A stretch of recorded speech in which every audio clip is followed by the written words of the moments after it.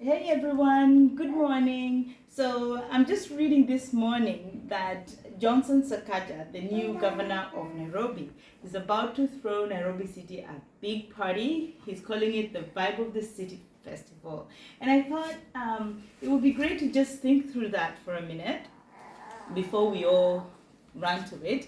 Basically, I'm thinking, first of all, that Sakaja is being a copycat. We just had this whole dramatic event happening in Uganda called the Nyege Nyege Festival. First it was cancelled by the government, then it was reinstated because everybody loves it, and apparently a lot of Kenyans go all the way to Kampala to take part in the Nyege Nyege Festival.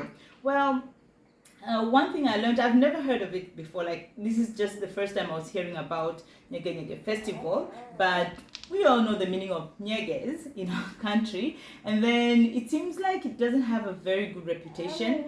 Looks like on the surface it's just something that is supposed to be fun and social and really tourist promotional kind of event, but on the back of that, it seems that there is a lot of you know undesirable activities that are going on, what we call Oserati. So basically, I'm looking at Sakaja kind of picking up that concept and bring it to the context of Nairobi and having Nairobi city residents go and participate in something that is very culturally appropriate, let me say that, because it does really give the opportunity for Nairobi to profile itself as a great destination, not just for tourism, but for entertainment, for technology, innovation, for fun, and all that goes with that, which is really super. But the problem with copying and pasting is that you take the good and you take the bad as well. So we kind of expect, or I basically kind of expect that at the back of that, we're going to have a lot of the undesirable stuff also happening. Like, it's just going to basically end up being like the Naivasha kind of thing, where there's a lot of drinking, a lot of adultery, fornication, da da da da. We're going to run out of seedy stuff. Don't want to talk about stuff in front of the babies. Have to be very careful.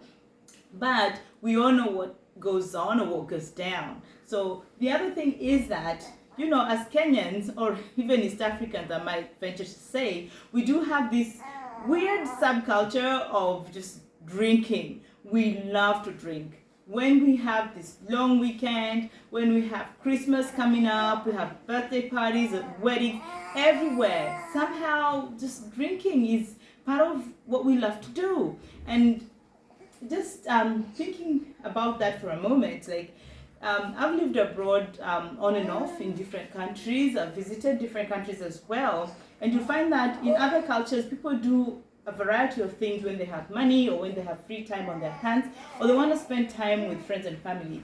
You find that people might go, hiking, they might go riding, they might go fishing, sailing, all kinds of stuff to celebrate their holidays and their moments.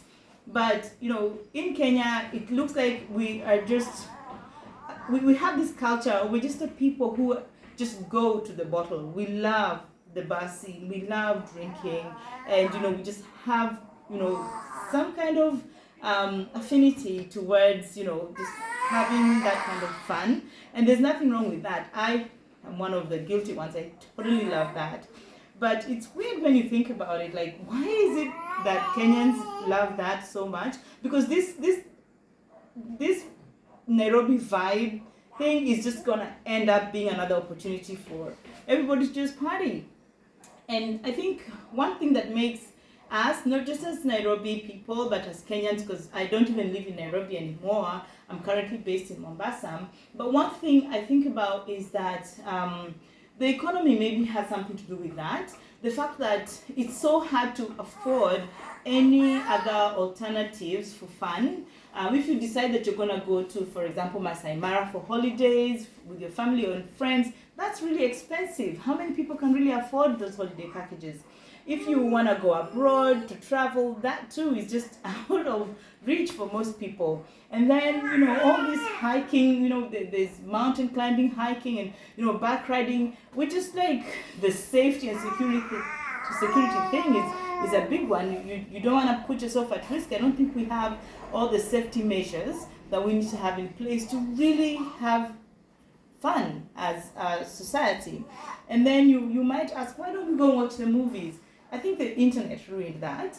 And then I've tried going for a movie. I have a teenage girl in my house, and I've tried going for a movie. It's damn expensive. I'd rather just, watch Netflix. So our fun has been ruined, basically. And we only have really few options. And the best option is to just grab your friends, grab your family members who are adults, and go and have fun, share a bottle of wine, and just shake a leg, so to speak. And so the Nairobi vibe of the city festival is really just another opportunity for Kenyans to go wild and party and just have fun.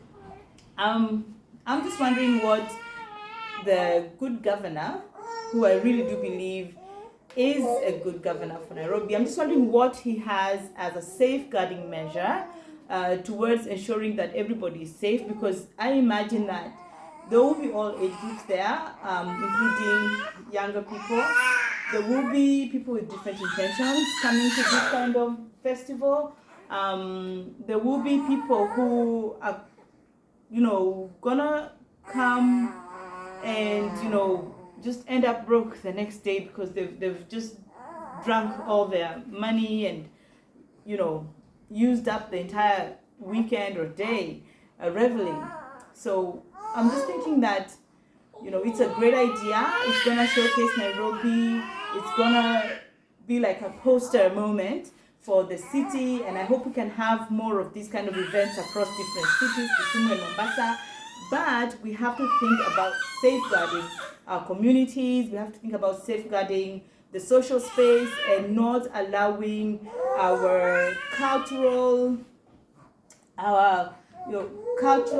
behaviors, so to speak, take over or take control or make it become something it was never intended to be. So, I'm just looking forward to that. Can't wait to see how this turns out. Kudos to you, Honorable Sakaja, and let's see how this works out. Thank you.